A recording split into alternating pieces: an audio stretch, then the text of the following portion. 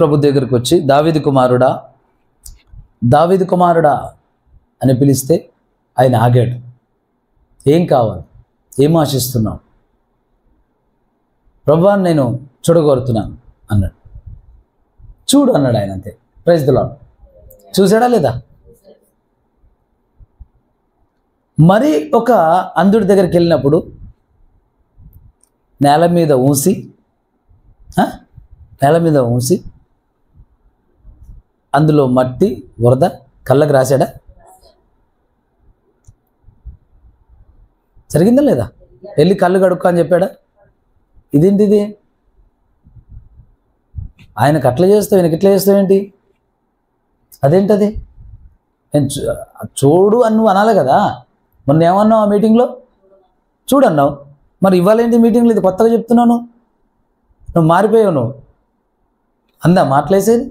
నువ్వు మారావు. నువ్వు అరే వారం కింద వేసి కాదినా మారిందినా, వారం కిందనేమో పుట్టిగిట్లా అంటే కళ్ళు వచ్చినాయి. ఇప్పుడు మూస్తున్నాడు, బురద తీస్తున్నాడు, రాసుకోమంటున్నాడు. పవర్ తగ్గిపోయింది ఆయనలో. మాట్లాడదా? ఇట్లే మాట్లాడుతున్నారుగా. మరి మాట్లాడట్లేదా ఇట్లా? ఇదే కదా ఇప్పుడు ప్రజెంట్ వైఖరి ఇదే. ఒక్కొక్కరి పట్ల ఒక్కొక్క రకంగా ఆయన వ్యవహరించాడు. Praise the lord. చిన్నదానా లే అన్నాడు. ప్రైజ్ ది లార్డ్ అన్నాడా లేదా? మరి ఒక పడుచువాడు చనిపోతే వెళ్ళి పాడెను ముట్టాడు. లేదు నువ్వు గేమ్ ఆడుతున్నావు. ఆయనను పాడని ముడితే లేచిండు. ఇక్కడనేమో నువ్వు వచ్చి గదిలో అందరు తలుపేయాలా, 2-3 ఉండాలా? ఏంది ఇదంతా? ఒక్కరోజు ఒక రకంగా ఉన్నట్టు ఉండవా నువ్వు? ఎన్ని రకాలుగా మారుతావా నువ్వు? వేసేవు. మాట్లాడదామా ఇట్లా? మాట్లాడుతున్నారుగా ఇట్లాగే. నిజంగా యేసుక్రీస్తు ప్రభు 33.5 సంవత్సరాలు ఆయన పోయి పుణ్యం కట్టుకున్నట్టు అనిపిస్తుంది. ఆయన టైం బాగాలేకపోతే ఆయన భూమి మీద ఉండాలి ఇక శరీరంతో. ఆయనను కూడా అనుమానించి, అప్పుడు పరిసయ్యులు అనుమానించిన దానికన్నా ఇప్పుడు సేవకులు మరల ఎన్ని సిలువలు వేసేవాళ్ళు, సేవకులు వేసేవాళ్ళు, విశ్వాసులు వేసేవాళ్ళు. అన్యులేమో మాకేమన్నా దొరుకుతుందా అని కనుక యేసుని వెంబడించేవాళ్ళు. కానీ క్రైస్తవులు సేవకులు మాత్రం ఒక్కొక్కరు ఒక సిలువ వేసుకొని పోయేవాళ్ళు ఆయనకి వేయడానికి. అంత పాపిష్టి వక్రబుద్ధి వంకర జనరేషన్ తయారైంది ఈ మధ్యకాలం. దేవుడు యేసుక్రీస్తు ప్రభువు ఆయన పరిచర్య ఎలా జరిగింది, అపోస్తుల పరిచర్య ఎలా జరిగింది, మరి మన పరిచర్యలు ఎలా జరుగుతున్నాయి? యోహాను సువార్తలో ఆయన ఒక మాట స్పష్టంగా చెప్పాడు. ఆయన ఏమన్నాడు? ఒక మాట అన్నాడు.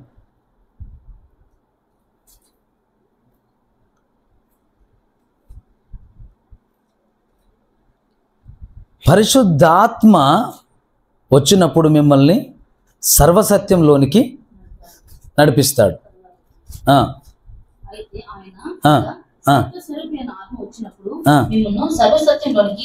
దానికన్నా ముందు వచనం చదువునాను. నేను మీతో చెప్పవలసినవి అనేక సంగతులను కలవు గాని ఇప్పుడు మీరు వాటిని సహింపలేరు.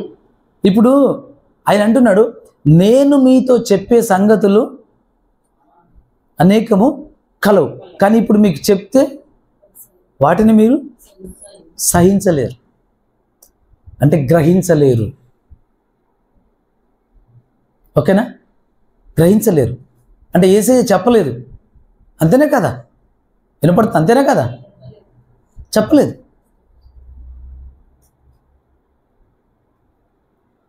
పరిశుద్ధాత్మ చదువు, కంటిన్యూస్ చదువు. అయితే ఆయన అనగా సత్యస్వరూపైన ఆత్మ వచ్చినప్పుడు మిమ్మల్ని సర్వసత్యంలోనికి నడిపించును. ఆయన తనంతట తాను ఏమి బోధింపగా వేది విన్న వాటిని బోధించి సంభవింపబో సంగతులను మీకు తెలియజేయును. సంభవించినవా సంభవింపబోయేవా? సంభవింపబో సంగతులను. ఆమేన్. అంటే పరిశుద్ధాత్మ భవిష్యత్తును గురించి మాట్లాడగలుగుతాడు. పరిశుద్ధాత్మ దేవుడు జరగబోయే సంగతులను మనకు చెప్తాడు. పరిశుద్ధాత్ముడు బైబిల్ గ్రంథంలో యేసుక్రీస్తు బోధలలో చెప్పబడని విషయాలు కూడా చెప్తాడు. Praise the lord. ఆయన అప్పుడే కంప్లీట్ చేయలేదు, కంప్లీట్గా చెప్పడానికి వీలు లేదు. అటువంటి ఒక ఎదిగిన స్థితిలో అప్పటి అపోస్తులు లేరు, అందుకే చెప్పలేదు. పరిశుద్ధాత్ముడు వచ్చినప్పుడు మీకు చెప్తాడు, జరగబోయే సంగతులు చెప్తాడు, సర్వసత్యంలోనికి నడిపిస్తాడు. ఆమేన్. మనకు వర్తిస్తుందా లేదా ఈ మాట? ఏదైనా మాట్లాడితే బైబిల్లో ఎక్కడుంది, నాకు వాక్యం చూపించండి. తెలివైన వాళ్ళు వస్తారు, చాలా జ్ఞానవంతులు, వాళ్ళతో మాట్లాడండి అండగా. వాక్యం చూపించండి. ఏం వాక్యం చూపించాలి? ఏదో ఒక మాట రాసుకుంటారు, ఆ బ్యానర్ మీద రాసుకుంటారు, ఏదో ఒక మాట రాసుకుంటారు, ఆ గోడ మీద రాసుకుంటారు.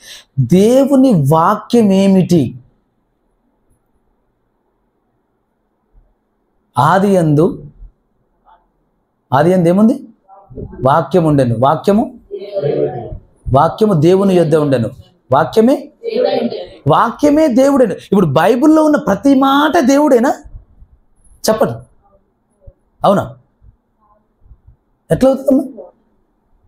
బైబిల్లో ఉన్న ప్రతి అక్షరం దేవుడా? వ్యభిచారం ఉంది, దొంగతనం ఉంది, మోసం ఉంది, హత్యలు ఉన్నాయి, కపటం ఉంది, కిరాతకం ఉంది, అబద్ధం ఉంది, ఎంత ఘోరమైన పాపపు క్రియలు ఉన్నాయో చూడండి. ఆ ఘోరమైన పాపపు క్రియలు చేసిన భక్తుల జీవితాలు ఉన్నాయి, పాపిష్టి మనుషుల జీవితాలు ఉన్నాయి. వాళ్ళందరి జీవితాల్లో బైబిల్ అనేది జాగ్రత్తగా గుర్తుపెట్టుకోండి. It is a book. ఇది గ్రంథం, ఇది పరిశుద్ధ గ్రంథం, దేవుని గ్రంథం ఇది. ఇందులో వారి జీవితాలని యాజ్ ఇట్ ఈస్గా దించేశాడు ఆయన, అనుమతిచ్చాడు, అట్లా దాచలా. మోసపూరితంగా బైబిల్ని రాయించాలా పరిశుద్ధాత్మ దేవుడు? చాలా తేట తెల్లగా రాయించాడు. వాళ్ళు అబద్ధాలు ఆడారా? రాయించాడు. వాళ్ళు మోసం చేశారా? రాయించాడు. వాళ్ళు అబద్ధాలు ఆడారు, వ్యభిచారించారా? రాయించాడు. దానికి తగిన ఫలితమా? అది కూడా రాయించాడు. అనుభవించారా? అది కూడా రాయించాడు. ఇట్లా తీస్తారు బైబిల్లో. ఒక మాట వచ్చింది, అంతేనా? అక్కడ ఒక మాట ఉంది, అంతేనా? అందులో ఒక మాట కనిపి, అది అక్కడ రాసిస్తావా? ఏది పడితే అదేనా? అన్నీ దేవుడు కాదు. జాగ్రత్త గుర్తుపెట్టుకోండి. ఆది యందు వాక్యం ఉండెను, వాక్యము దేవుని యొద్ద ఉండెను, వాక్యమే దేవుడై ఉండెను. ఇప్పుడు వాక్యమే దేవుడు, బైబిల్ మొత్తం దేవుడే అయితే యేసుక్రీస్తు ప్రభు బైబిల్ అయిపోతాడు. ఇక యేసుక్రీస్తు ప్రభులు అన్నీ ఉంటాయా? చెప్పండి. యేసుక్రీస్తు ప్రభులు ఏమైనా ఉన్నాయా? పాపం ఉందా? అబద్ధం ఉందా? మరి బైబిల్ గ్రంథంలో పాపాత్ముల జీవితాల చరిత్రలు ఒప్పుకోలుగా రాయబడ్డాయా లేదా? కాబట్టి బైబిల్ గ్రంథం చదివేటప్పుడు జ్ఞానము గలవారంగా చదవాలి. ఆ జ్ఞానము మనకు లేదు, పరిశుద్ధాత్మ దేవుడు అనుగ్రహించువాడై ఉన్నాడు. ఆమేన్. అందుకే పరిశుద్ధాత్మ దేవుడి సహాయంతో చదివితే అందులో ఉన్నటువంటి దైవ మర్మం మనకు బోధపరచబడుతుంది. ఏదో ఒక మాట చదివేసి ఈ గ్రంథం మంచి గ్రంథం కాదంటాడు వాడు, ఒక పంతులు. ఆ డిచ్కి బాబా ఎవరో బాబా ఒక మాట చదువుతాడు, ఏమన్నా అంటే ఎవరి ముందుకు వచ్చినా అంటే ఈ గ్రంథం పరిశుద్ధమైన గ్రంథం అని పేరు, కానీ ఇది భయంకరమైన బూతు గ్రంథం అని చెప్తాడు. బూతు గ్రంథం అని చెప్పి ఈ వచనం చదవండి, ఈ వచనం రే, దేవుడి మాటలు వేరు, వారి జీవితాల్లో మనుషుల జీవితాల్లో జరిగిన సంఘటనలు వేరు. సంఘటనలకు దేవుడి నోటి మాటకు చాలా వ్యత్యాసం ఉంది. దేవుడి నోటి మాట జీవం కలిగింది. ఆమేన్. అది వాక్యమై ఉన్నది. Praise the lord. అది వాక్యమై ఉన్నది. దేవుడి నోటి మాట వాక్యము. మనుషుల జీవితాలు జరిగిన సంఘటనలు, చరిత్రలు, వాళ్ళ అనుభవాలు, వాళ్ళ చెడ్డలు, వాళ్ళ మంచులు, అవన్నీ వాక్యం కాదు. అది తెలుసుకోవాలి. పరమగీతాల్లో ఉంది చదువు, పరమగీతాల్లో ఉంది, అది ఉపమాన రీతిగా, అది ఒక సాదృశ్యముగా, ఒక ఉపమానంగా రాయబడినటువంటి గ్రంథం అది. దీన్ని అర్థం చేసుకోవాలి. బైబిల్ గ్రంథం అర్థం కావాలి అంటే పరిశుద్ధాత్మ దేవుడు సహాయం చేయాలి. Praise the lord. ఇంకా చెప్పాలంటే బైబిల్ గ్రంథం లోతుగా అర్థం కావాలి, మర్మములు తెలియాలి అంటే పరిశుద్ధాత్మ దేవుడి సహాయం కాదు, పరిశుద్ధాత్మ దేవుడే మనకు బోధించాలి. Praise the lord. పరిశుద్ధాత్మ దేవుడే మనకు బోధించాలి. అప్పుడు అర్థమవుతాయి మర్మాలు, అప్పుడు అర్థమవుతాయి సత్యాలు, అప్పుడు అర్థమవుతాయి లోతైన విషయాలు. Praise the lord.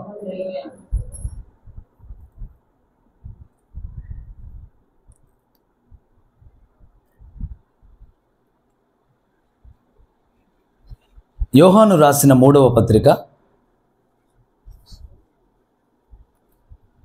1వ అధ్యాయము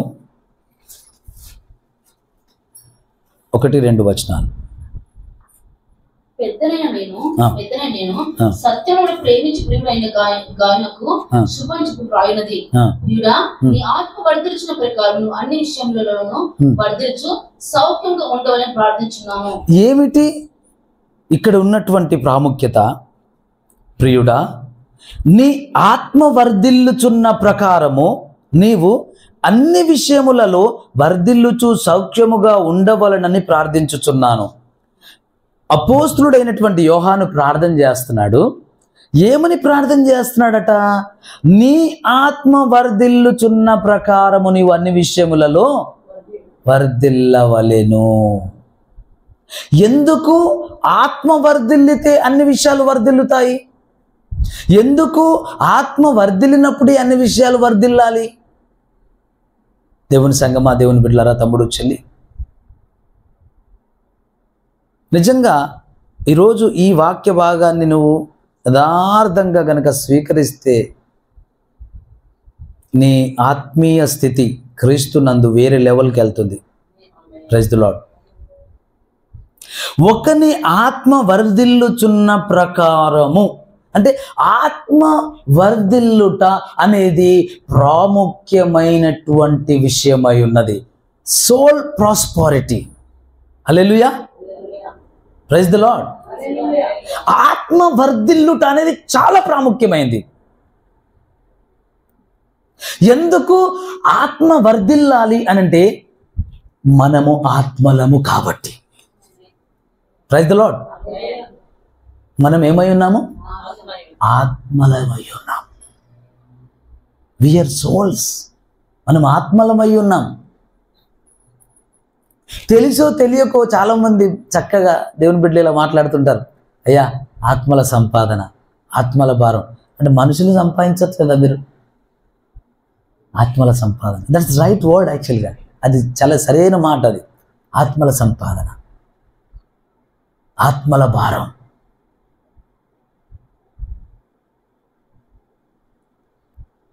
ఒకని ఆత్మ వర్ధిల్లుచున్న ప్రకారం, ప్రియుడా నీ ఆత్మ వర్ధిల్లుచున్న ప్రకారం.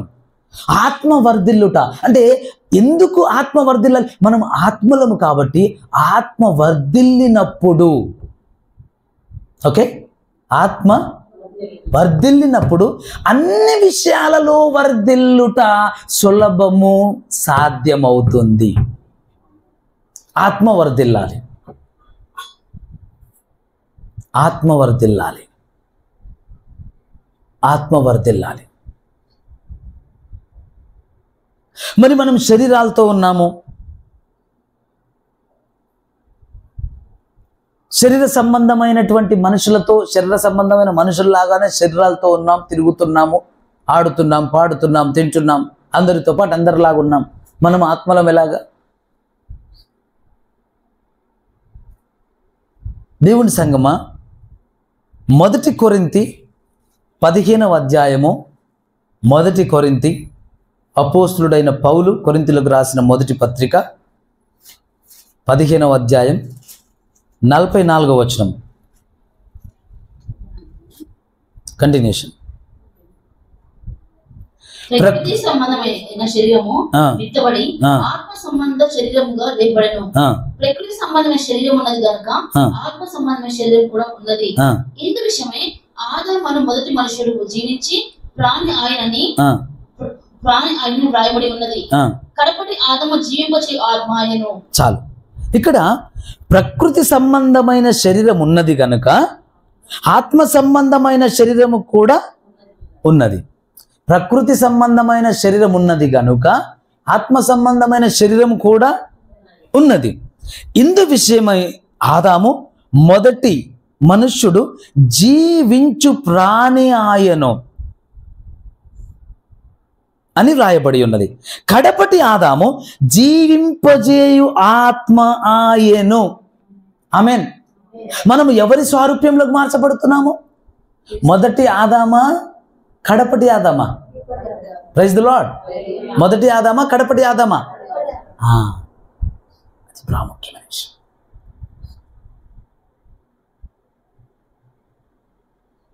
మొదటి ఆదాము జీవించు ప్రాణి ఆయను. కడపటి ఆదాము జీవింపజేయు ఆత్మ ఆయను. మనము ఆత్మలము. మనము ఆత్మలము. అయితే ఈ లోకంలో ఉన్న వారందరూ మనుషులు కూడా ఆత్మలే. కానీ వారందరూ, లోకంలో ఉన్నవారు, భూమి మీద ఉన్న వారందరూ శారీర సంబంధమైనటువంటి, ప్రకృతి సంబంధమైన శరీరమును కలిగి ఉన్నారు. మొదటి ఆదాము వలె ఉన్నారు. ప్రకృతి సంబంధమైన శరీరమును కలిగి ఉన్నారు. కానీ ఎవరైతే క్రీస్తునందు జీవిస్తున్నారో, ఎవరైతే క్రీస్తునందు నూతనముగా జన్మించారో, ప్రైజ్ ది లార్డ్, ఎవరైతే నూతనముగా జన్మించారో, అవునా? అంతా మనం తిరిగి జన్మించారా? అదేంటది తిరిగి జన్మించడమా? అదెలా? ఇంతకు ముందు నీవు జన్మించిన జననము ప్రకృతి సంబంధమైంది. ఇప్పుడు నువ్వు జన్మించే జననము ఆత్మ సంబంధమైనది. ప్రకృతి సంబంధమైనదిగా జన్మించావు, ఇప్పుడు ఆత్మ సంబంధమైనదిగా నీవు జన్మిస్తున్నావు. ఆమేన్. క్రీస్తులో ఎవడైనను క్రీస్తునందున ఎడల పాతవి గతించెను, సమస్తము క్రొత్తవాయెను. ఆమేన్. ఏది గతించింది? ప్రకృతి సంబంధమైన శరీరం గతించింది, ఆత్మ సంబంధమైన శరీరముగా ఉద్భవించింది, జన్మించింది. Praise the Lord. అందుకే మనకు చాలా స్పష్టత ఉండదు. We are souls. ఆమేన్.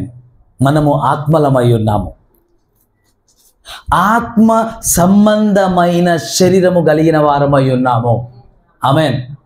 అందుకే ఆత్మ వర్ధిల్లుట అనేది మన ఈ విషయంలో ప్రాముఖ్యమైనటువంటి విషయం. అపోస్తలుడైనటువంటి యోహాను గారు ప్రార్థన అదే చేస్తున్నాడు. ప్రియుడా, నీ ఆత్మ వర్ధిల్లుచున్న ప్రకారము అన్ని విషయములలో నీవు వర్ధిల్లవలడు. ఎందుకయ్యా నా ఆత్మ? నువ్వు ఆత్మ వర్ధిల్లుట తర్వాత నాకు వేరే విషయాలు చెప్పడు. వేరే విషయాలు ఏవి వర్ధిల్లవు. ఆత్మ వర్ధిల్లుతున్న ప్రకారమే నువ్వు వర్ధిల్లుతావు. వేరే విషయాలు ఏవి వర్ధిల్లవు. నీ ఆత్మ వర్ధిల్లిన ప్రకారం అన్ని విషయాలు వర్ధిల్లాలి. అదే క్రమం, అదే క్రమం. ఎందుకు? నీ ఆత్మయే ప్రాముఖ్యము. శరీరము కేవలము నిష్ప్రయోజనము. శరీరము బలహీనమైనది, ఆత్మయే జీవింపజేయుచున్నది, ఆత్మ సిద్ధముగా ఉన్నది. అందుకే ఆత్మ వర్ధిల్లుట ప్రాముఖ్యమైన విషయము. ఆత్మ వర్ధిల్లుట అవసరమైన విషయము. ఆత్మ వర్ధిల్లిన ప్రకారం అన్ని విషయాలలో మనము వర్ధిల్లుతాము. ఇది జరగాలి మన జీవితాల్లో. శరీర సంబంధమైన ఆహారం తిని శరీరాలని మనం బలపరచుకోవడం కాదు, ఆత్మ సంబంధమైన ఆహారముతో మన ఆత్మలను బలపరుచుకోవాలి. శరీరానికి ఆహారము పండ్లు, ఫలాలు, మాంసము. ఆత్మకు ఆహారము జీవము గల దేవుడి నోట నుండి వచ్చే వాక్యము. Praise the Lord. హల్లెలూయా. దేవుడి నోటి నుండి వచ్చే వాక్యమే ఆత్మకు ఆహారము. ఆత్మను బలపరచుకోవాలి, ఆత్మ వర్ధిల్లాలి. ఆత్మ వర్ధిల్లిన కొలది నువ్వు అన్ని విషయాల్లో వర్ధిల్లుతావు. Praise the lord. ఆత్మ వర్ధిల్లాలి. కానీ చాలామంది జీవితాలు ఎలా ఉన్నాయి తెలుసా? శరీరం వర్ధిల్లుతాయి. 10 నిమిషాలు ఆలస్యం చచ్చిపోతారు. వాళ్ళు గిలగిలగిల ఆడతారు. ఇంకా కొంచెం లేట్ అయితే అల్లాడిపోతారు. తిండి కోసమే బతుకుతారు. ఈ శరీరాల్ని బాగా బలపరుచుకుంటారు, పెంట కుప్పల్లాగా తయారు చేస్తారు శరీరాల్ని. కానీ ఆత్మ అడుక్కు పట్టినా పర్లా, ఆత్మ ఆరిపోయినా పర్లా, ఆత్మ ఏ గంగలో కొట్టుకుపోయినా పర్లా, పట్టింపు లేదు. దాన్ని కంప్లీట్ అయ్యే వరకు ఇక్కడే ఉండు. నువ్వు కూడా ఏ ప్రిపరేషన్ ఉండదు, ఇక్కడ ఉండాలి. అర్థమవుతుందా? ఏది ఎట్టుపోయినా పర్లా, నాకు శరీరం కావాలి, నాకు ఆహారం కావాలి, నాకు కంఫర్ట్ కావాలి, నా సుఖభోగాలు కావాలి. కానీ బైబిల్ అట్లా చెప్పట్లా. పరిశుద్ధాత్మ దేవుడు అలాంటి బోధ ఇవ్వట్లా మనకి. ఆత్మ వర్ధిల్లుటయే ప్రాముఖ్యమో, ఆత్మ వర్ధిల్లుటయే ప్రధానమో, ఆత్మ వర్ధిల్లిన ప్రకారమే మిగతా అన్ని విషయాలు వర్ధిల్లుతాయి. అవి శ్రేయస్కరమైనవి, ఆరోగ్యకరమైనవి, రమ్యమైనవి, మేలైనవి, గొప్పవి, మాన్యమైనవి అవన్నీ దొరుకుతాయి. శరీరం వర్ధిల్లుతుంది, అడ్డమైన రోగాలన్నీ ఆవహిస్తుంటాయి. శరీరం వర్ధిల్లుతుంది. ఆత్మ వర్ధిల్లితే శరీరాన్ని అధిగమించుతుంది. దేవుడికి స్తోత్రం కలుగును. ఆత్మ వర్ధిల్లుట ముఖ్యం. Praise the lord. 90వ కీర్తనలో 90వ కీర్తన, ప్రభువా తరతరముల నుండి మాకు నివాస స్థలము నీవే. పర్వతములు పుట్టక మునుపు, భూమిని లోకమును నీవు పుట్టింపక మునుపు, యుగయుగముల నీవే దేవుడవు. నీవు మనుషులను మట్టికి మార్చుచున్నావు, నీవు మనుషులను మంటికి మార్చుచున్నావు. నరులారా తిరిగి రండని నీవు సెలవిచ్చుచున్నావు. ఎవరిని రమ్మంటున్నాడు చెప్పండి? ఎవరిని రమ్మంటున్నాడు? నరులారా తిరిగి రండి. ఆత్మలనే కదా? శరీరాలనా ఆత్మలనా? ఎస్ ఎస్,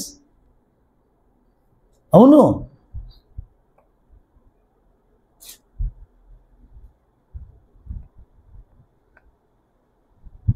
ఒకవేళ నీవు తిరిగి జన్మించకపోతే, జాగ్రత్తగా వినండి, నీవు తిరిగి జన్మించకపోతే, నీవు తిరిగి జన్మించకుండా క్రీస్తునందు నువ్వు భూమి మీద చనిపోతే నువ్వు కూడా మహిమ శరీరాన్ని ధరిస్తావు. ప్రకృతి సంబంధమైన శరీరం ఉంది, ఆత్మ సంబంధమైన శరీరం ఉంది. మహిమ శరీరం కాదు, ఆత్మ సంబంధమైన శరీరం. ప్రకృతి సంబంధమైన శరీరం ఉంది, ఆత్మ సంబంధమైన శరీరం ఉంది. క్రీస్తునందు నువ్వు తిరిగి జన్మించకుండా భూమి మీద చనిపోతే నువ్వేమవుతావు? నువ్వు కూడా ఆత్మ సంబంధమైన శరీరాన్ని ధరిస్తావు. ఆ శరీరంతోనే ఆ చీకట్లో అగ్ని ఆగరదు, పురుగు చావదు, ఆ మంటల్లో కాలుతుంటావు. ఆత్మను ఎవడు కాలుస్తాడు? మరి ఆత్మను కాలుస్తారా? ఆత్మ కనపడదు, వినపడదు, పట్టుకోదు, అవునా కదా? ఆత్మను ఎట్లా బంధిస్తారు? ఎట్లా ఆత్మను బంధిస్తారు? ఆత్మను బంధించడానికి ఎక్కడ ఉంటుంది? ఎలా కుదురుతుంది? పాసిబుల్ కాదది. అంటే ఆత్మ పరిధిలో ఏం జరుగుతుంది అంటే, ఆత్మ సంబంధమైన శరీరం ఉంటుంది. ప్రకృతి సంబంధమైన శరీరం ఉన్నది కనుక ఆత్మ సంబంధమైన శరీరం కూడా ఉన్నదా లేదా? ఉంది. ఆత్మ సంబంధమైన శరీరం ఉన్నది కాబట్టే శిక్షలు ఆ శరీరానికి ఇవ్వబడతాయి. ఆత్మ సంబంధమైన శరీరాలు ఉన్నాయి కాబట్టే దేవదూతలు కనపడ్డారు కొందరికి. Praise the lord. కనపడ్డారు, మాట్లాడారు, పలకరించారు. వాళ్ళు ఎలా కనపడ్డారు? గాలిలో కనపడ్డారు కాదు, వాళ్ళ శరీరం కనపడింది, వాళ్ళ రూపం కనపడింది, వాళ్ళ మాటలు వినపడ్డాయి.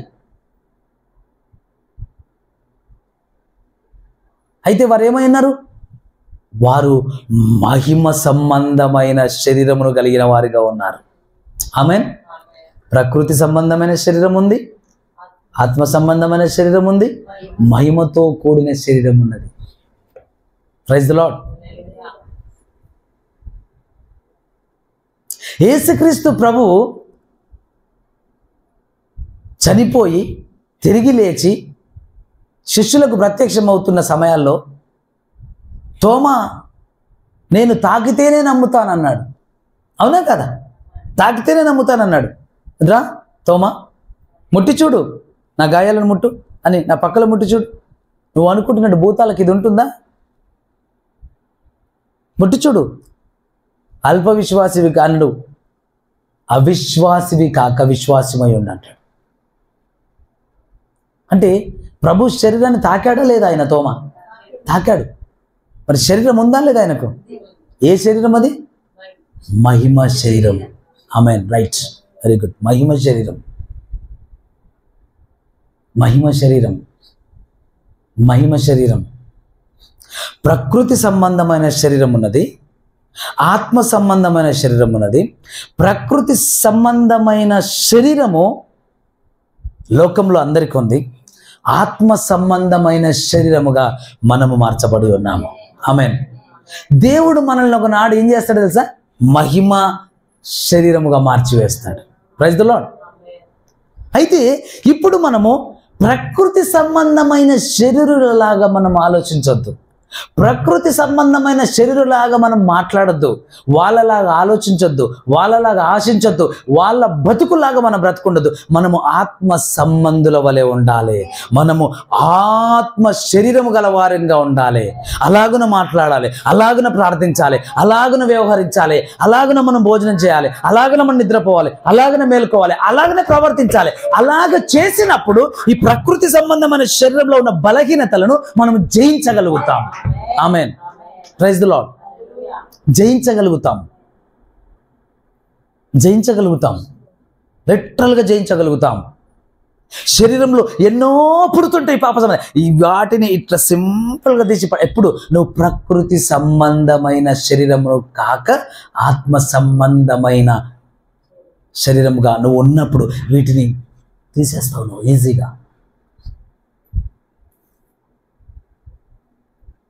బాహ్య పురుషుడు అంటే ప్రకృతి సంబంధమైన శరీరం, అంతరంగ పురుషుడు ఆత్మ సంబంధమైన శరీరం. ఆత్మ సంబంధమైన శరీరాన్ని బలపరుచుకోవాలి.